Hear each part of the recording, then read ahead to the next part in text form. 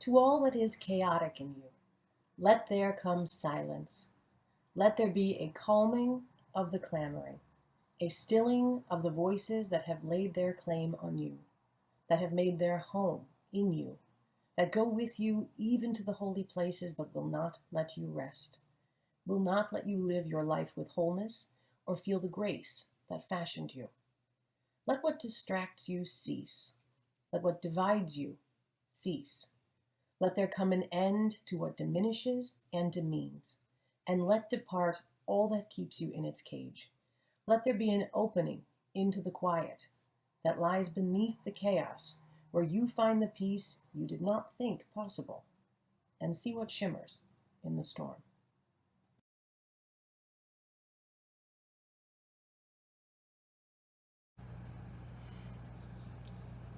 Good morning. I am Reverend Claudia Elferdink, a member here and advisor to the Pastoral Care Associates.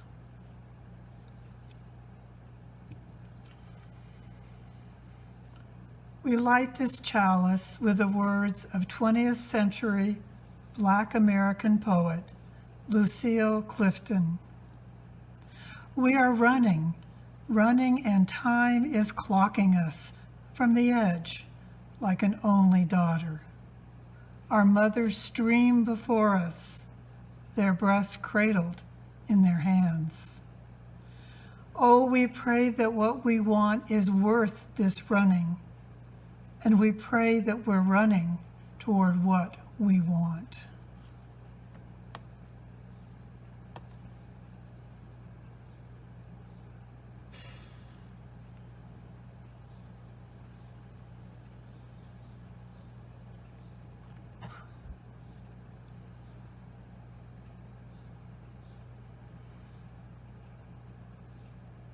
We light this chalice, praying that what we want and that which we are running toward is worthy, here, today, together.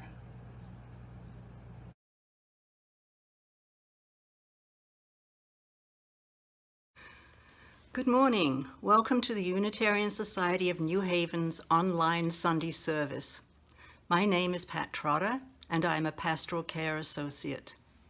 If this is the first time you are joining us, or your first time in a while, please contact us via email at the address below so we can properly welcome you to our community. Some of us are bringing our best selves to this service, and some of us are bringing our struggling self. All of us are welcome here, and all of us are loved. Some of us have open hearts, and some of us aren't quite there yet because our hearts have gotten a little beat up these past few weeks and might have forgotten how to trust and be open. Your heart is welcome here, no matter how bruised. All of us are imperfect, but we're here to drop our defenses and trust that what happens in worship is powerful and life-giving. Together, we affirm that this day and our being together can make each of us braver, more compassionate, and wiser than when we woke up in the morning. We welcome you all here.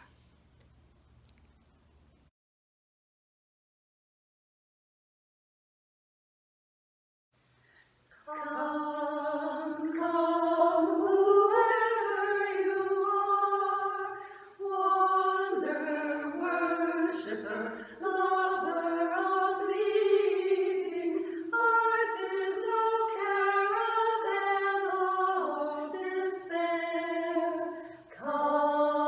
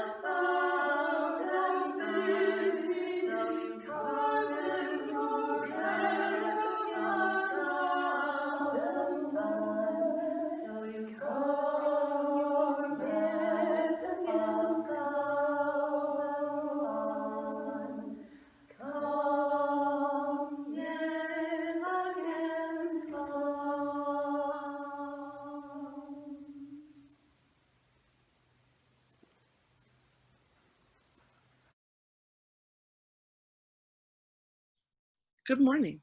I'm Jamie Johnson from the Pastoral Care Team. I'm also a student at Hartford Seminary, where I am pursuing my Master of Divinity so I can become a hospice chaplain. I have spent most of the last semester studying specific techniques of chaplaincy, theologies of suffering, and strategies of disaster spiritual care. 5 years ago, I joined the Pastoral Care Team because it encompasses the essence of spiritual care for me, where compassion meets community. And many of you might know me because I coordinate the meals for congregants who are ill or injured or in need. Now, there are very specific roles for spiritual caregivers during a crisis. This pandemic, though, is unique. It has not had a single moment of impact. Instead, we find ourselves trying to stay safe while mourning great losses and also beginning to reopen our communities. We also find ourselves in a second pandemic, one of continued racial injustice and violence, as seen in the murder of George Floyd. We need to express our anger, our sadness, our fear. Lamentation is an ancient form of justice seeking that still serves us today. Just as Psalm 13 cries out, "How long must I bear pain in my soul and have sorrow in my heart all day long?" We ask ourselves and each other, how long? How long? Yet even while we lament, we begin to seek solace. They're not opposites. They flow into one another on a continuum. Solace gives us the permission to begin to reconnect with the ordinary miracles of life. Some people look to loved ones, poetry, art, nature, meditation, and these activities also allow us to begin gently to make meaning of our difficult experiences. We tell ourselves stories about other crises, other survivors. We begin to build the narrative about this time. Such meaning making is an important factor in resilience and hope. A major part of my pandemic story involves being at home with my family, my wife, and our 15-year-old twins. In what is otherwise the stressful, chaotic time of high school and adolescence, our family has enjoyed quiet and not so quiet moments together, time we would not have had otherwise. We talk about our challenges as a family and as a nation as we begin to build our family story of resilience in 2020. We tell stories of marching with Black Lives Matter, making masks, playing Animal Crossing, and going to school in our pajamas. These stories will contribute to our resilience and help carry us into the future with hope. What is your pandemic story?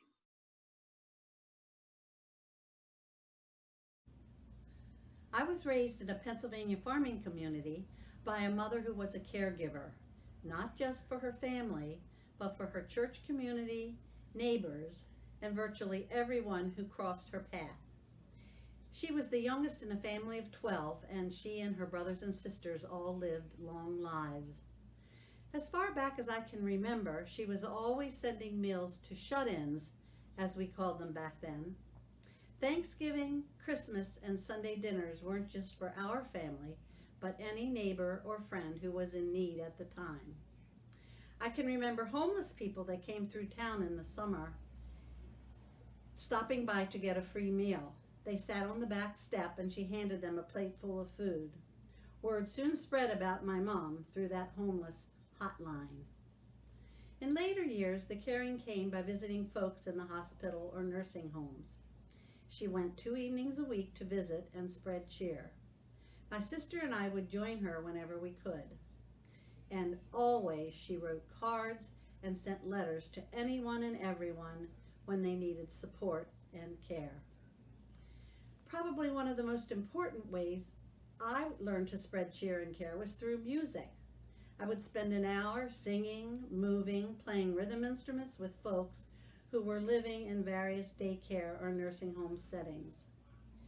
John and I had the opportunity to live in the same town with my mother for a year when she was 99 and finally moved into an assisted living place.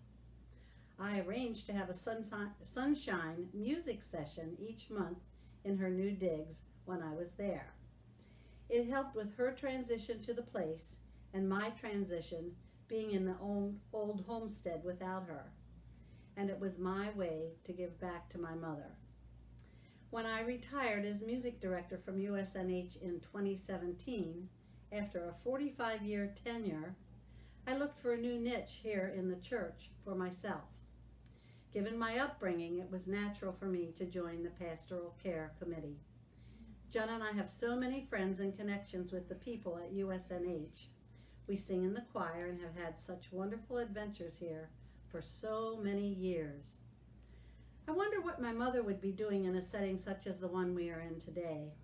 I suppose still cooking, still calling, writing notes, still spreading happiness and cheer, but this time with a mask.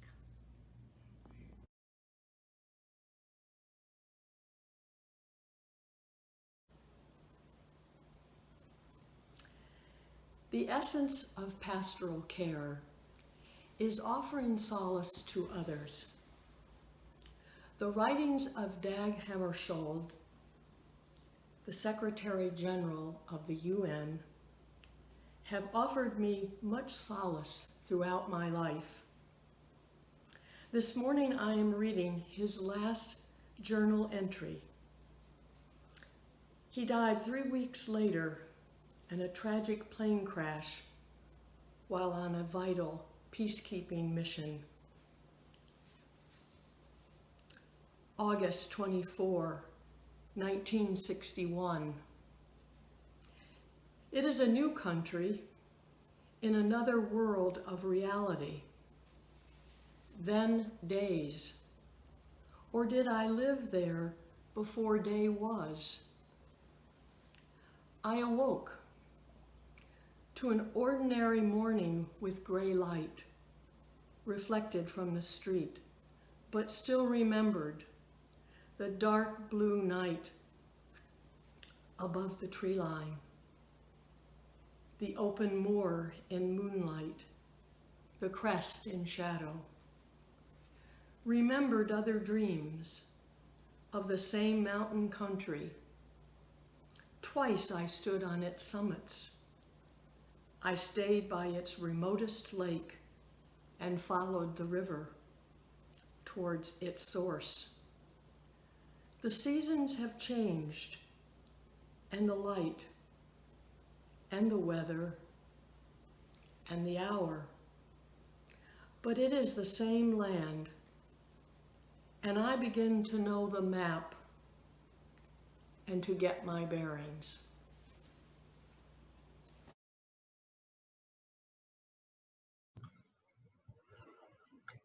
I now invite you to join me in holding in our hearts the joys and sorrows of this community. Some are holding a sorrow so great they have asked for the help of this community to carry it. Others have a joy so great it must be shared.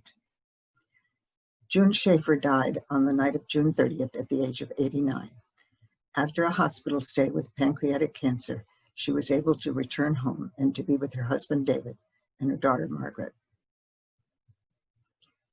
Greg Seaman and Lois Smith's dog Lily died unexpectedly on June 24th. Lily was nicknamed the church dog for her friendships and happy presence at USNH. For the joys and sorrows which haven't been spoken, but which remain in the silent sanctuaries of our hearts, we bear witness. The following meditation is from Barbara Kingsolver. It will be followed with a period of silence, and Jordan will play us out of silence. Every one of us is called upon, probably many times, to start a new life. A frightening diagnosis, a marriage, a move, loss of a job or a limb or a loved one, a graduation, bringing a new baby home. It's impossible to think at first how all this will be possible. Eventually, what moves it all forward is the subterranean ebb and flow of being alive among the living. In my own worst seasons, I've come back from the colorless world of despair by forcing myself to look hard for a long time at a single glorious thing, a flame of red geranium outside my bedroom window, and then another, my daughter in a yellow dress, and another, the perfect outline of a full dark sphere behind the crescent moon, until I learned to be in love with my life again. Like a stroke victim, retraining new parts of the brain to grasp lost skills, I have taught myself joy over and over again. Please join me in a moment of silence.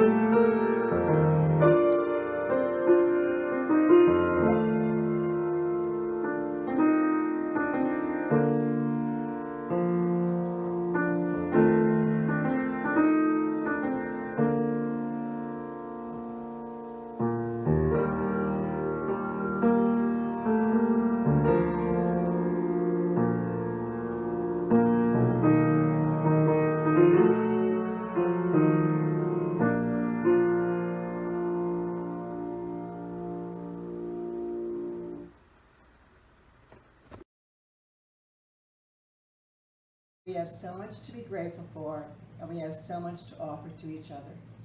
Every week, we lift up the spiritual value of generosity by taking an offering for the ministries of this congregation. You may not be able to contribute in person, but we still need your offering more than ever in these tough times.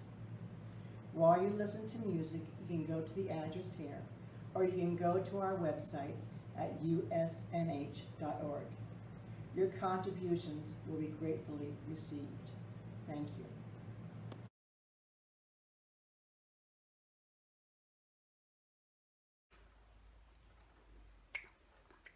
I got plenty and then some. What do I do? I got plenty and then some. What do I do? I got plenty and then some. What do I do now? Go out and help somebody. Get plenty and then some too. Got a roof over my head. What do I do? I got a roof over my head. What do I do? Got a roof over my head. What do I do now? I go out and help somebody get a roof over their head too. I got supper on the table. What do I do? I got supper on the table. What do I do? I got supper on the table. What do I do now? I go out and help somebody get supper on the table too.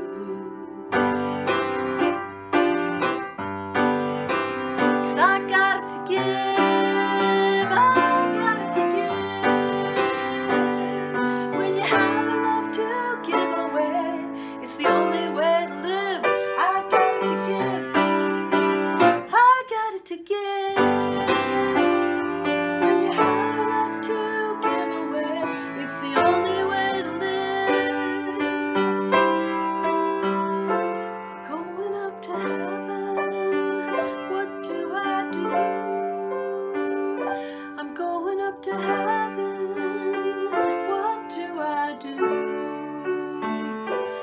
Going up to heaven, what do I do now? I go out and help somebody. Go out and help somebody. Go out and help somebody get to heaven too.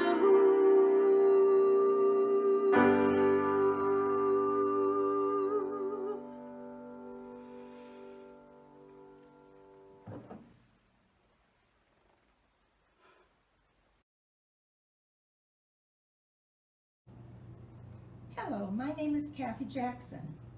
I am serving as one of your lay ministers, or as we are now called, pastoral care associates. Why did I become a pastoral care associate? Most of my life, as well as my service here at USNH, has been with the children, most recently the preschoolers.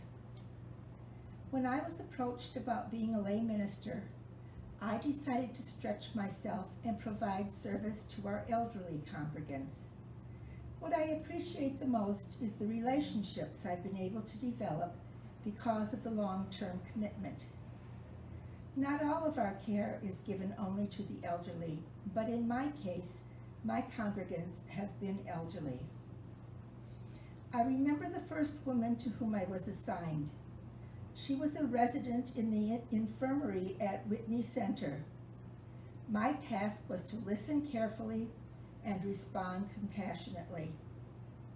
The challenge for me was that this woman no longer spoke, except with her eyes.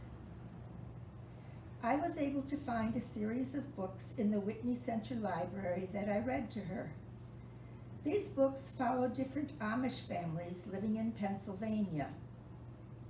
Her daughter, a USNH member, told me that when she was a child, her mom took her and her siblings to Amish communities in the same state. I learned so much about the customs and culture of the Amish, and by her smile, I knew this woman was right with me when I read to her. We must have completed about 8 books by the same author, who herself had grown up in an Amish community. As I watched her slowly fade away, I realized what a gift I'd been given every Friday afternoon at 2 o'clock. Next, I was assigned to another older woman whose hearing and sight were a challenge for her. She is a woman with whom I'm able to communicate quite well. The wisdom she shared with me, especially on social justice issues and on life itself, has been refreshing and rewarding. We've talked about end-of-life issues and how her humanism sustains her. In the time I've been visiting this lady, her husband has gotten sick, requiring intense medical intervention, so I've taken him under my wing too. I've gotten to know their daughter, who is most appreciative of the care her parents are receiving from their church community. That is our role as pastoral care associates, to listen compassionately, as well as to be witnesses to the cycle of life as lived by our congregants.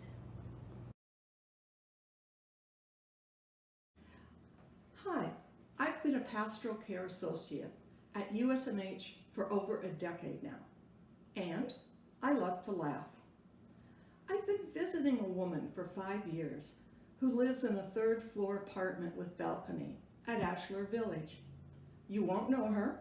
I'm doing this in conjunction with the West Hartford UU. At the end of April, it was her 92nd birthday, and I was stumped on how to celebrate while she is in lockdown in her apartment. A vision of that 3rd floor balcony returned to me. I decided to buy a large helium birthday balloon and try to float it up to her. And then I realized that if I were successful, once the string was up to her, she could also pull up a half gallon of her favorite ice cream. It's the one food she reports she misses from the daily meals being delivered to her door. The day of her birthday arrived. I was getting nervous on my drive over when I noticed a breeze, and then a couple raindrops hit my windshield. I also knew that if this wasn't successful, she would not understand what I had been attempting to do. When I arrived, I called her and told her to come out on her balcony and look down. With extra kite string attached to the helium balloon, this was it. Initially, the balloon headed on a path to under the 2nd floor balcony, and then one of 3 face-masked observers across the parking lot hollered advice to back away from the building. That worked. As the balloon ascended and I gazed up, I realized the balcony railing that comes to my waist was the height of her armpits, and that her arms didn't reach out very far. I then recalled her quite poor vision and realized the white string would not be a very visible target for her.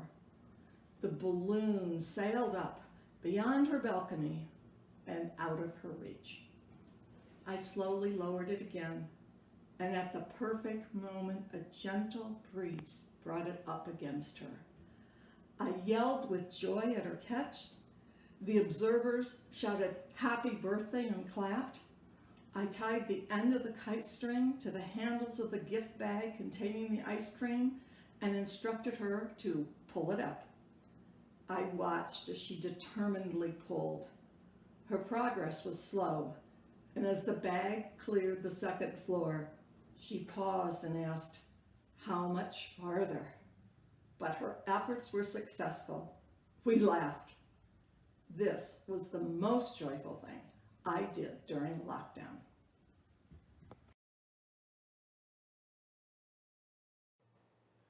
Morning, everyone. My name's Ethan Lowy. I'm a member of the pastoral care team here at USNH. I'm glad to be with you for this virtual service. And the reading I'd like to share is a poem called Pandemic by Lynn Unger. What if you thought of it as the Jews consider the Sabbath, the most sacred of times? Cease from travel, cease from buying and selling, give up, just for now, on trying to make the world different than it is. Sing, pray, touch only those to whom you commit your life. Center down. And when your body has become still, reach out with your heart. Know that we are connected in ways that are terrifying and beautiful. You could hardly deny it now. Know that our lives are in one another's hands. Surely that has become clear. Do not reach out with your hands, reach out with your heart. Reach out with your words. Reach out all the tendrils of compassion that move invisibly when we cannot touch. Promise this world your love, for better or for worse, in sickness and in health, so long as we all shall live.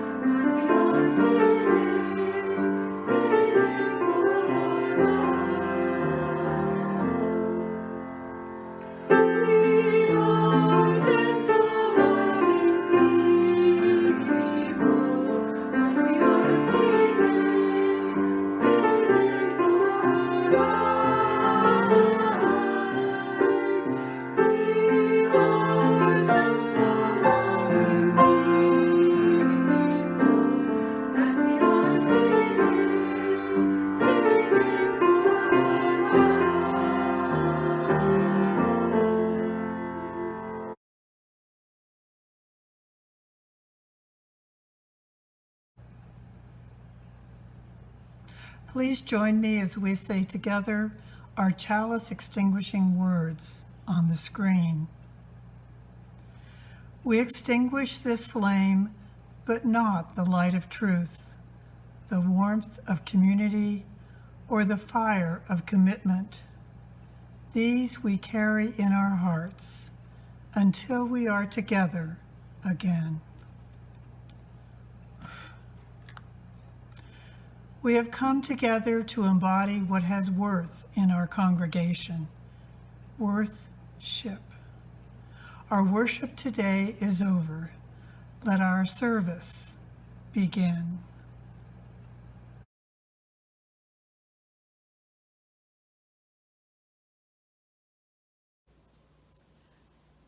Look, the world is always ending somewhere. Somewhere the sun has come crashing down. Somewhere it has gone completely dark. Somewhere it has ended with the gun, the knife, the fist. Somewhere it has ended with the slammed door, the shattered hope. Somewhere it has ended with the utter quiet that follows the news from the phone, the television, the hospital room. Somewhere it has ended with a tenderness that will break your heart. But listen, this blessing means to be anything but morose. It has not come to cause despair. It is simply here because there is nothing a blessing is better suited for than an ending. Nothing that cries out more for a blessing than when a world is falling apart. This blessing will not fix you, will not mend you, will not give you false comfort. It will not talk to you about one door opening when another one closes. It will simply sit beside you among the shards and gently turn your face toward the direction from which the light will come, gathering itself about you as the world begins again. Jan Richardson, from Circle of Grace, a book of blessings for the seasons.